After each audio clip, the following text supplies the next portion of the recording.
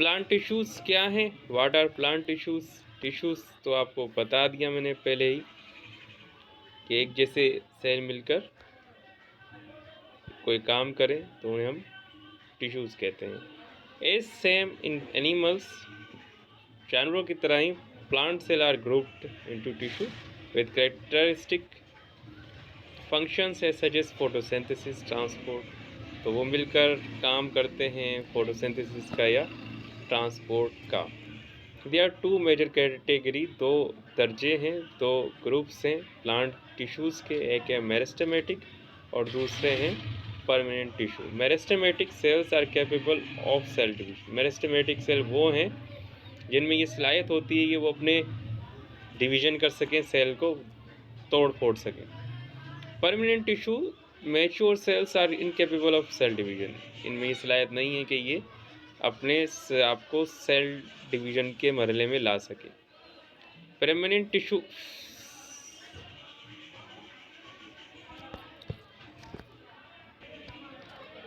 Permanent tissue की फिर मज़ीद दो टाइप्स हैं। ये पढ़ने से पहले भाई माजरत, बैकग्राउंड में कुछ चल रहा है कवाली वगैरह, तो उस पर मेरा इख्तियार नहीं है। मेरी आवाज़ क्लियर आ रही है, मेरी कोशिश ये है, तो माजरत पीछे से जो आवाज़ें आ रही हैं उनके लिए। परमानेंट टिश्यू की दो टाइप्स हैं, एक सिंपल है और एक कॉम्प्लेक्स है। Tissue compose of single cell, जो एक कुलिये पर मुश्तमिल होंगे, उन्हें हम सिंपल परमानेंट टिश्यू कहते हैं। इनमें एपिडर्मिस है, पेरेन्काइमा है, कोलेनकाइमा है और स्क्लेरेन्काइमा है। कोलेनकाइमा और स्क्लेरेन्काइमा कोलेरेन्काइमा की टाइप में से आते हैं। और कॉम्प्लेक्स टिश्यूज़ जो एक से ज़्यादा खुलियों पर मुश्तमिल होते हैं, जाइलम और फिल्यूम है। फिर जाइलम के अंदर जाइलम वेसल्स हैं और इसका टेचिट है। फिल्यूम के अंदर स्यू ट्यूब्स हैं और कंपेनियन सेल्स हैं। अब हम शुरू करेंगे कि मेरिस्टेमेटिक टिश्यूज़ क्या हैं। What are meristematic tissues? These tissues are composed of cells. ये टिश्यू सेल पर ही होते हैं which have the ability to divide, जिनमें इस सलाहियत है कि वो तकसीम हो जाएं। शुरू में बताया था मेरिस्टेमेटिक टिश्यूज़ वो हैं जिनमें ये सलाहियत हो जो तकसीम हो सके, जो सेल डिवीजन के मरहले में जा सके। The cells are within thin walled, इनकी दीवारें पतली होती हैं। हैव लार्ज न्यूक्लियस, बड़ा सा न्यूक्लियस होता है।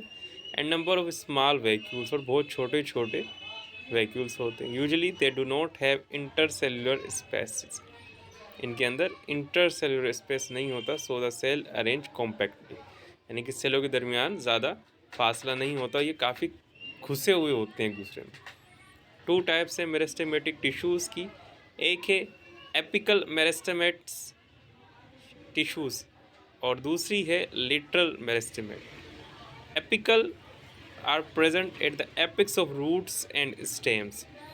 ये जड़ों की जो चोंच होती है, जो उनकी आखिरी सतह होती है, वहाँ पर पाए जाते हैं जड़ के और तने के, यानी कि तने की सबसे ऊंची वाली जो हिस्सा होगा, जो ग्रोथ कर रहा होगा वो, और इसमें रूट भी जो ग्रोथ कर रही होगी।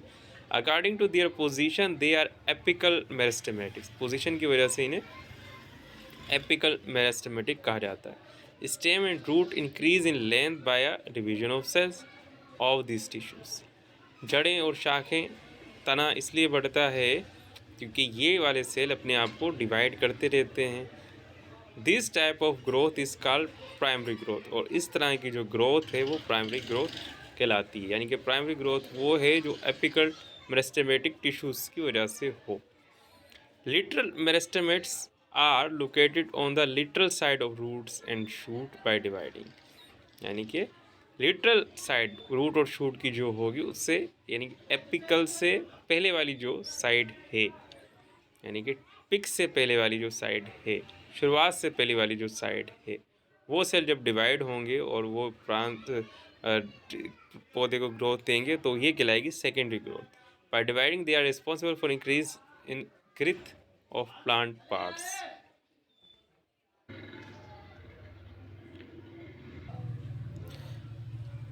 ग्रोथ ऑफ प्लांट पार्ट्स, यानी कि ये उन्हें मोटा करना शुरू कर देते हैं और इनकी ग्रोथ को कहलाया जाता है कि ये सेकेंडरी ग्रोथ है। अब ये देखिए, ये एपिकल की लोकेशन है रूट के अंदर कि ये बढ़ता जाता है, और बैक साइड पर ये आ जाते हैं लेटरल पार्ट, इसमें ये इन्हें मोटा करना शुरू कर देता है। इन्होंने वाज़ेह नहीं किया डायग्राम में, ग्राउंड मेरेस, हाँ ग्राउंड मेरेसियम टेम, बहरहाल होनी यही चाहिए।